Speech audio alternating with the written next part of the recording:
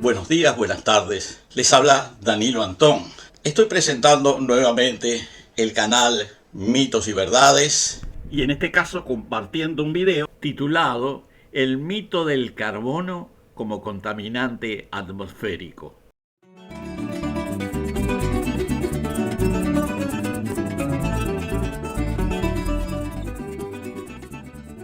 Hay 118 elementos químicos en la naturaleza. Si no contamos el hidrógeno y el helio, que son el 98% del total en el universo, los dos elementos más abundantes son el oxígeno y el carbono. El oxígeno es el tercer elemento químico en abundancia, constituyendo casi el 1% de toda la materia del universo. Y el cuarto elemento en abundancia es el carbono. Y estos dos elementos explican muchas cosas, entre ellas la existencia de la vida y nuestra propia existencia. Al mismo tiempo, deseo hacer notar que por esa razón no es extraño que las atmósferas de Venus y Marte estén constituidas por 95% de dióxido de carbono, que es un compuesto de oxígeno y carbono, o sea, moléculas que contienen 2 átomos de oxígeno y 1 de carbono. Dicho esto, llama la atención que en la Tierra, que es un planeta de la misma familia de Venus y Marte, y que debería tener una proporción parecida de estas moléculas, la cantidad de dióxido de carbono sea apenas de 0,04%, o sea, 2.375 veces menos que nuestros vecinos planetarios. Y ahora entremos en los detalles para saber bien de qué se trata. En definitiva, demostrar que el carbono no solo no es un contaminante, sino que es el elemento principal de la vida, el elemento principal de las plantas y de los animales. Y ahora vamos a explicar mejor de lo que estamos hablando. Y aquí presentamos a Venus. Es el segundo planeta del sistema solar por su cercanía al Sol.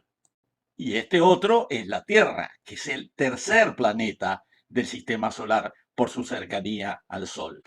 Y finalmente este es Marte, que es el cuarto planeta del sistema solar por su cercanía al Sol. Comenzaremos hablando de Venus. Venus es un planeta muy similar en volumen y en masa a la Tierra, con 12.104 kilómetros de diámetro. Hay que ver que la Tierra tiene 12.742. Venus tiene 82% de la masa terrestre. A pesar de ser ligeramente más pequeño que la Tierra, Venus tiene una atmósfera muy densa, 90 veces más densa que en la Tierra.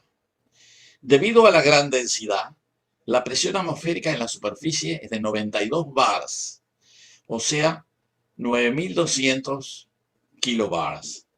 Hay que notar que en la Tierra la presión es poco más que un bar, o sea, 100 kilobares. Dicho de otra manera, 90 veces menos que la atmósfera venusina. A ello se agrega que la temperatura de Venus, también en la superficie, es promedialmente de 464 grados centígrados sobre cero, mientras que en la Tierra la temperatura media es de 14 grados centígrados. En esa atmósfera muy densa de Venus hay dos compuestos o elementos claramente dominantes.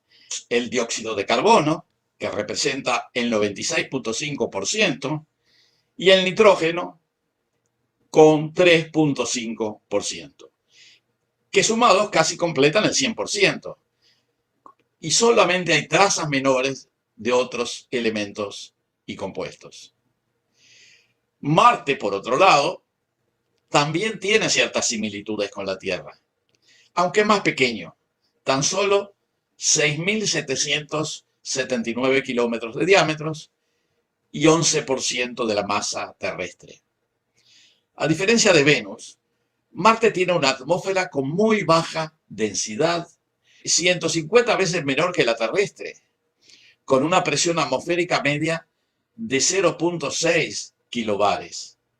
A ello se agrega que la temperatura es mucho más baja que en la Tierra y tiene un promedio de algo así como 55 grados centígrados bajo cero. Curiosamente, en esa atmósfera de muy baja densidad y muy fría, tan diferente a Venus, resulta que la composición atmosférica es muy parecida. Me refiero a que la composición atmosférica de tanto de Marte como de Venus se semeja mucho. En ambos, el dióxido de carbono representa más del 95%. En Marte es 95,32% y el nitrógeno 2,84%, con algunas proporciones menores de otros compuestos y elementos. Por su parte, la Tierra tiene una densidad y presión atmosférica intermedia con relación a estos dos planetas interiores del sistema solar, muy inferior a la venusina, pero muy superior a la marciana. Como señalaba anteriormente, la temperatura media atmosférica terrestre en la superficie es de unos 14 grados centígrados. Y en ese aspecto se encuentra también en una situación intermedia que, entre otras cosas, refleja su ubicación intermedia desde el punto de vista de su distancia al Sol. O sea, y es lógico que así sea, que la Tierra posee o debería poseer características intermedias entre Venus y Marte en muchos parámetros atmosféricos. Sin embargo, hay un rasgo de la atmósfera terrestre que la diferencia claramente de los otros dos planetas, o sea, de Venus y de Marte.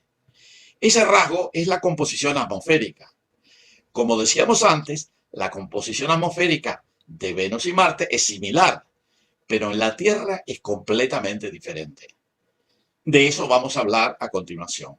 La lógica rigurosa indica que en su formación el planeta Tierra tenía una atmósfera con composición similar a Venus y Marte, o sea, con un 95-96% de dióxido de carbono y un 3 a 3,5% de nitrógeno. Y por supuesto, también, al igual que Venus y Marte, no tenía oxígeno libre. La situación actual es muy diferente. El dióxido de carbono en la Tierra ha prácticamente desaparecido.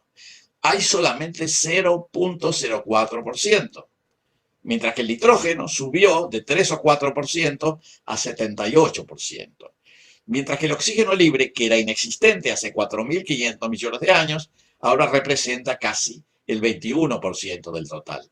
Sabemos que la aparición de importantes volúmenes de oxígeno se relaciona con el desarrollo de organismos fotosintéticos, cianobacterias, fitoplancton, plantas terrestres. Por otra parte, la disminución casi total del dióxido de carbono se debe a la fijación del carbono por los organismos marinos que lo utilizaron para sus caparazones y esqueletos, depositándose en los fondos marinos y formando las rocas carbonatadas de calcio y de magnesio, calizas calcáreas y dolomíticas que representan algo así como 20% de las rocas en las cuencas sedimentarias.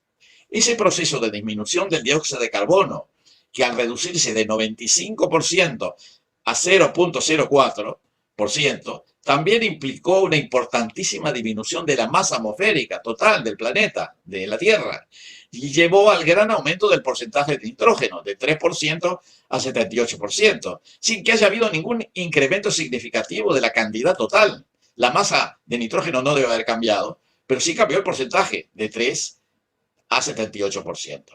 Por la misma razón, la casi desaparición del CO2, del que se habla tanto a pesar de que hay muy poquito en la atmósfera, realmente muy poquito, la desaparición del CO2 decía que constituía la mayor parte de la cobertura gaseosa terrestre, produjo una sustancial disminución de la densidad y de la presión atmosférica, que era varias veces superior a la actual en tiempos arqueozoicos, o sea, hace 3 o 4 mil millones de años.